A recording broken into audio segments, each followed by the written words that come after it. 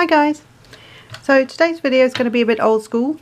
I've had a couple of plays with these sort of things in the last few videos, and again I've got a panel that I used a stamp and embossed in white and onto some, this is W.H. Smith watercolour paper, and I actually used some zigs. It was, at the time I only had the basic set, so I think it's a set of 12, and I just used a couple of colours.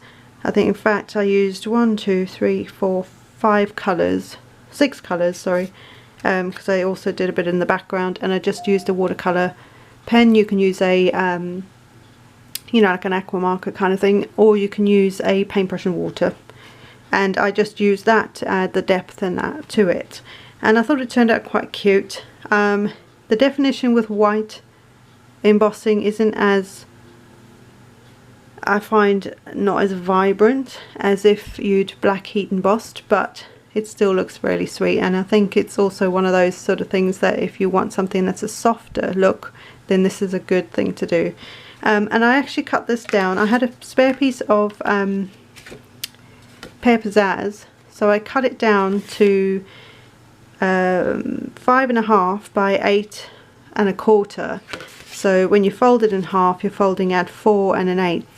So just a UK A4 paper, it's got that weird size, so I just thought I'd make use of it. So this panel actually is 5 1/4 by 3 7/8.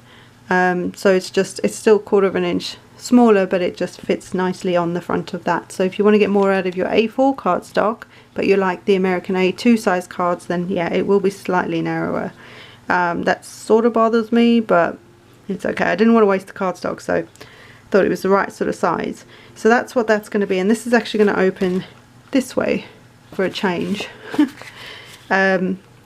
So that's that bit. So for the sentiment, again, I'm going real old school. I'm going to take out my Stamp-A-Majig.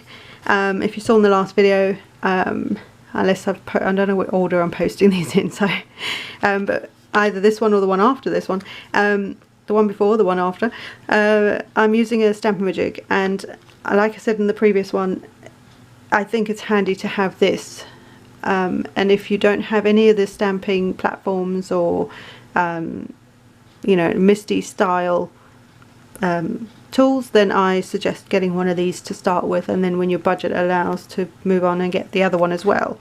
The reason I think this is still handy even if you have the MISTI style products is because no matter how much, whether you've put your stamps onto, your rubber stamps onto cling mount, which is the spongy bit, or whether they're already like that, it's really difficult sometimes for them to actually have the line. So the bit that you would see when you're looking at it this way to stamp it is never, it's very rare it's going to be actually straight. So that's where this comes in handy. So I've just got a stamp that says "With Love," and we're going to stamp that onto the panel, the front panel. But this is a very old Crafter's Companion stamp set. This was the Popcorn the Bear Romance set, and there were 4 sets, and of course I had to have them all, so I do. And these are, I think this one is called Just Because, so I don't have anything else on it. I actually mounted these myself onto cling, so they really are not straight or anything like that, so hence why this comes in real handy for people like me.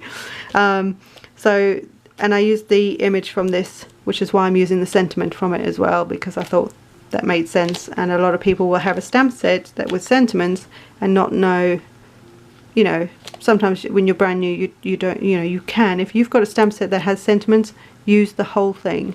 That's what they're there for. You don't need to have another stamp set that has more sentiments or different sentiments or whatever. You can, and you will. Believe me, you will eventually have so many of them. But if you want to start out, this is a good way to do it. Stamp set with an image and some sentiments, and you're set to go. So I'm going to also, oh, the card base, sorry, it was Pear Pizzazz by Stampin' Up. So I'm going to use Pear Pizzazz ink as well. So what you want to do is you want to get your ink pad ready, and on the panel, just to hold it straight, not hold it straight, so that it doesn't move.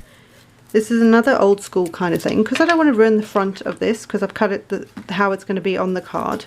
I'm going to take a piece of tape, this is just washi tape, and I'm going to sort of double back it, or turn it back on itself, to create like a double-sided piece of temporary tape. And that's what I'm going to stick to the back of that. And that's what we'll stick on here so it doesn't move. So to start with, I've got my stamp ready.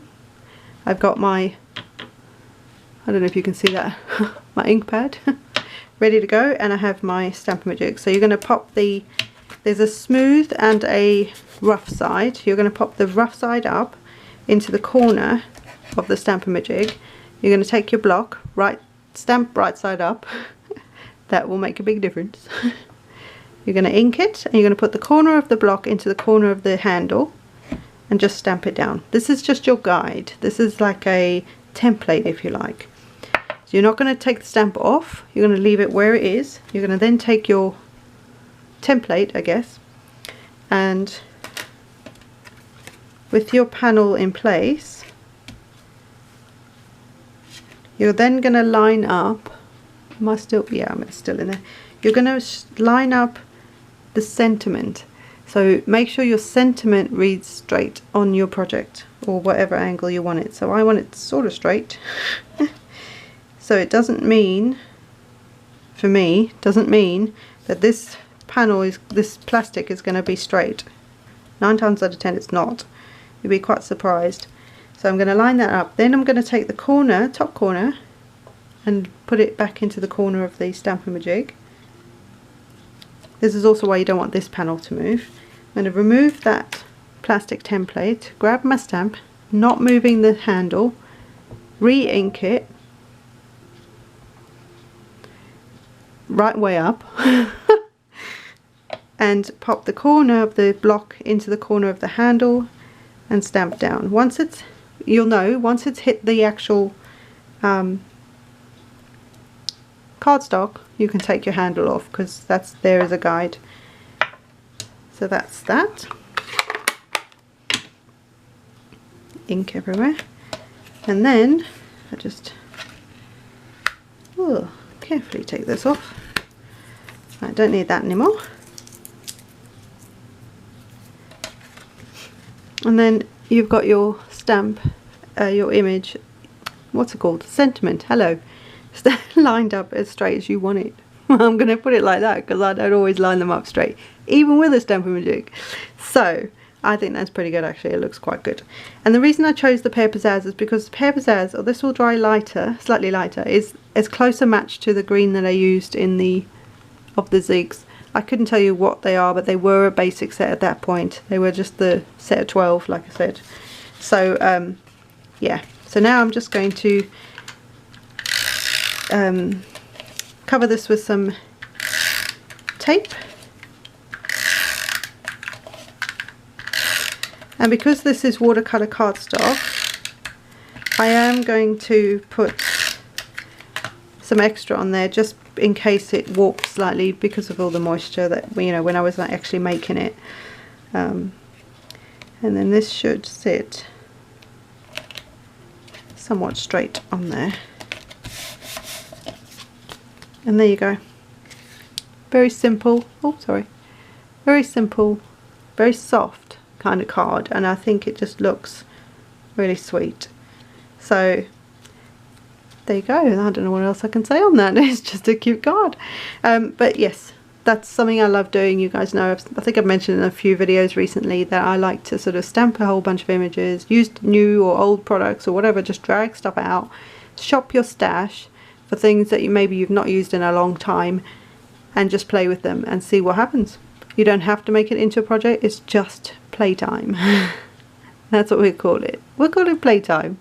Anyway, I will see you in the next one, guys. Hope you have a great day. Bye!